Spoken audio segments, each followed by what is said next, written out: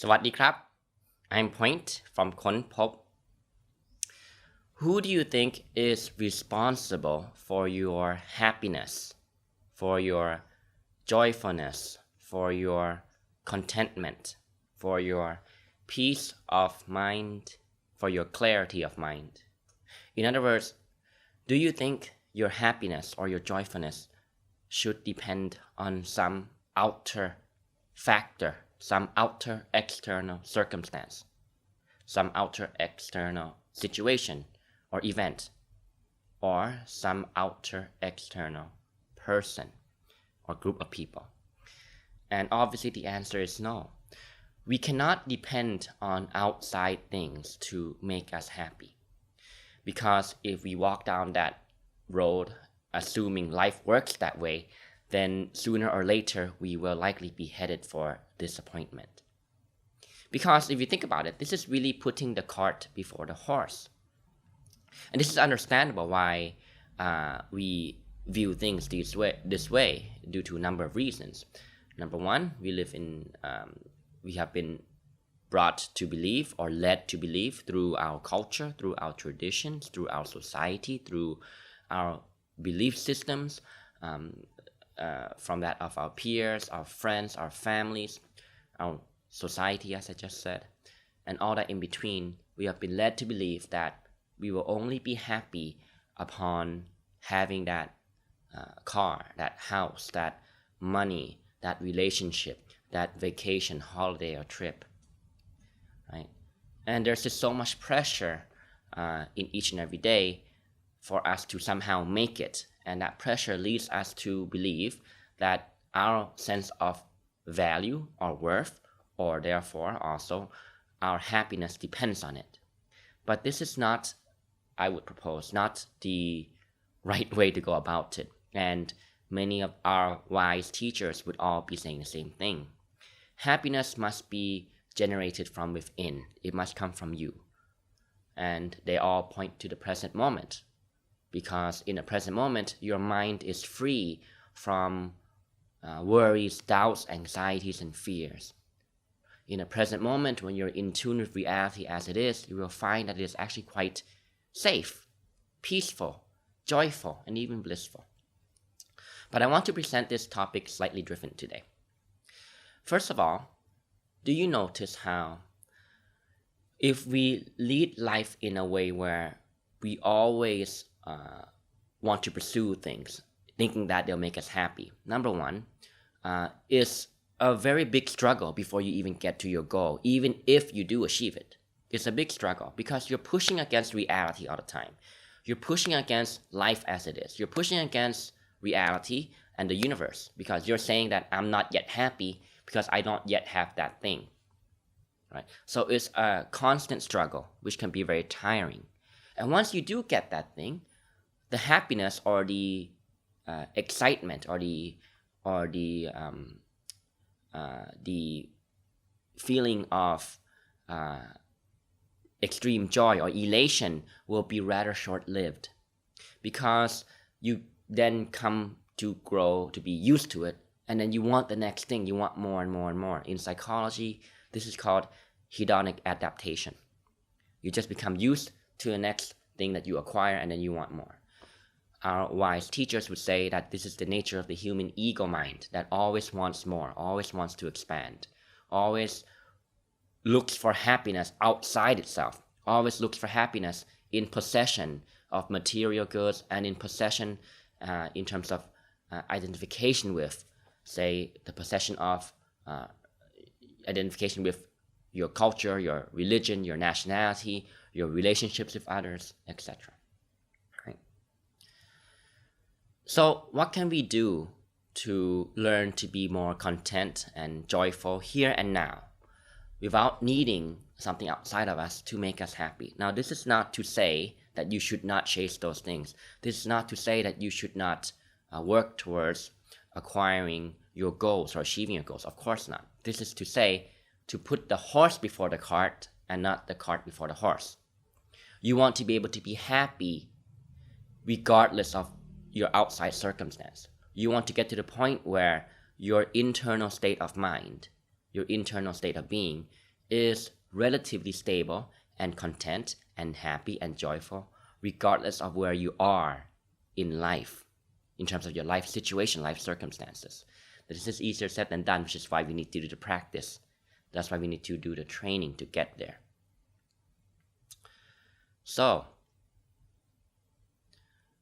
can you begin by learning to appreciate and be joyful for the small things that you already have in life? Be grateful for what you have.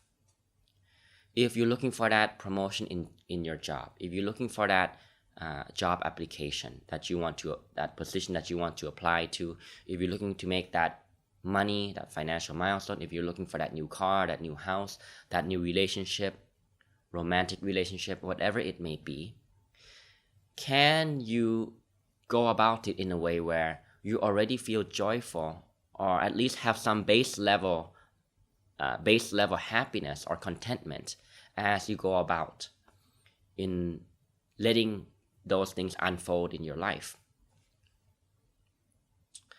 And you will find that the more you practice this, even though it may be a bit odd at first, because we're so used to thinking about happiness in a conditional way.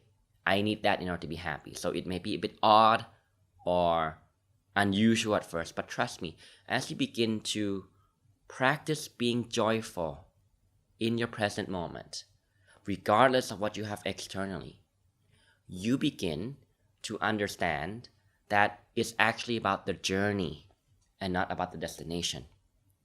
You don't want to make everything about the destination.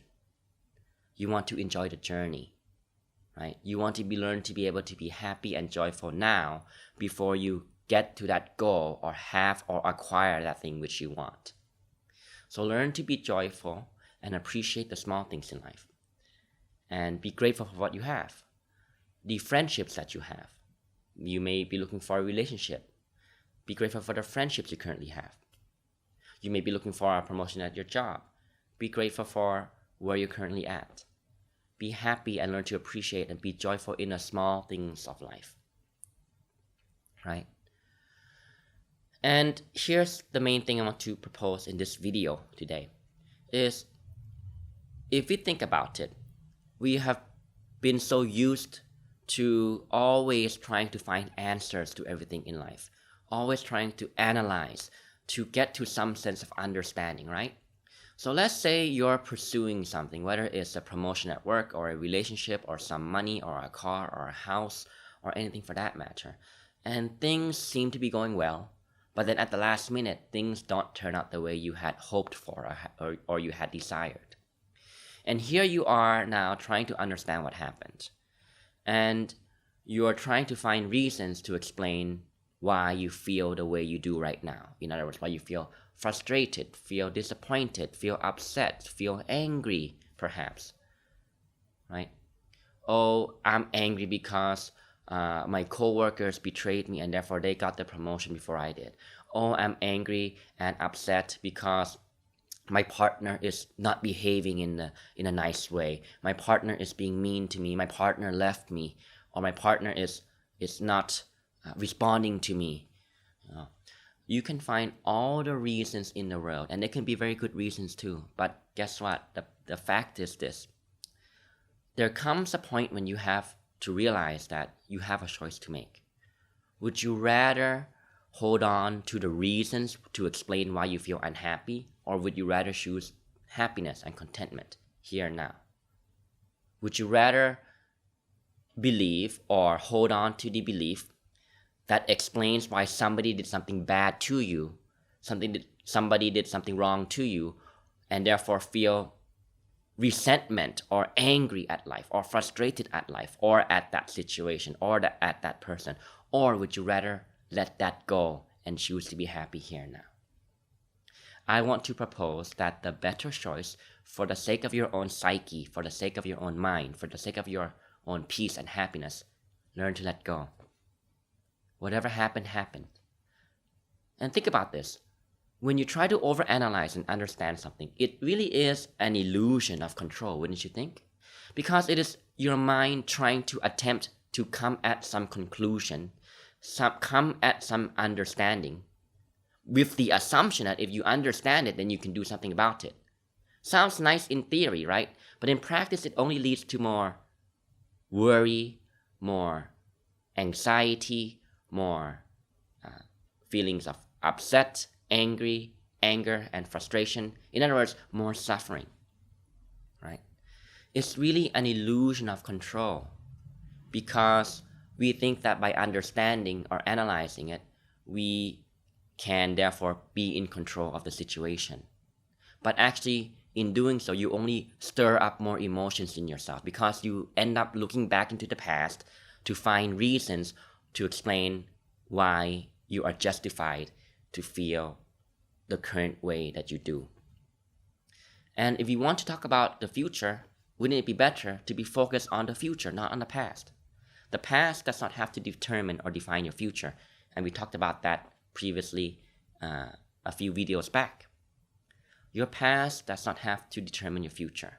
And in order for you to really lead a fulfilling life, a meaningful life, and get what you want, your heart's desire per se, you have to be focused in the right place, correct? You have to be focused in the right direction, in the future, which means learning to let go of things that happened in the past that no longer serve you, that no longer serve your happiness. It can be a difficult choice to make, but that choice always lies in your hand. Wouldn't you agree? It always lies in your hands. And in order to make that choice, to choose contentment, peace, and happiness right here now, despite whoever wronged you, despite whoever betrayed you, despite the disappointments or the misfortunes or the losses that happened, right? It must come from a place of non-reactivity. It must come from a place of being able to cope with and tolerate and accept your emotions in a non-judgmental way. Because you can only let go of something when you're no longer reacting to the story and the emotions and the feelings that your mind tries to get you to believe. And I want to share that in today's video. If we want to look forward into the future, we must first learn to be unconditionally happy here and now. Yes, if you get that car, that house, that relationship, that job, yes, it will be really exciting. You will feel elation, and in that sense, it's more fulfilling, I understand. But just because you don't have that yet, does not mean that you should deprive yourself of a current base level of happiness and contentment and joy and peace, wouldn't you say? So let's work together to achieve this. And this requires practice. Practice in finding joy and happiness and appreciation and gratitude for all the small things in life that you have right now. And also practice in letting go of whatever happened. But that letting go does not come about as a result of trying to force yourself to let go. It comes about as a result of you being mindful of the way in which your mind clings on to things and attaches to these stories that your mind wants to use or identify with in order to explain and feel justified in why you feel the way you do. And you understand by being mindful and aware of yourself, you understand that at the end of the day, clinging on to these things do not serve you and do not serve anybody. And most importantly, it does not serve your future. It does not serve where you want to go and head forward in life. And only then can you let go and come back to the peace and security and happiness and contentment and joy in the present moment, here and now. Let's practice together. I hope this video was valuable for you. Thanks for watching. I'll see you next time. And be sure to like and subscribe to the channel or to my Facebook page. Thanks for watching. สวัสดีครับ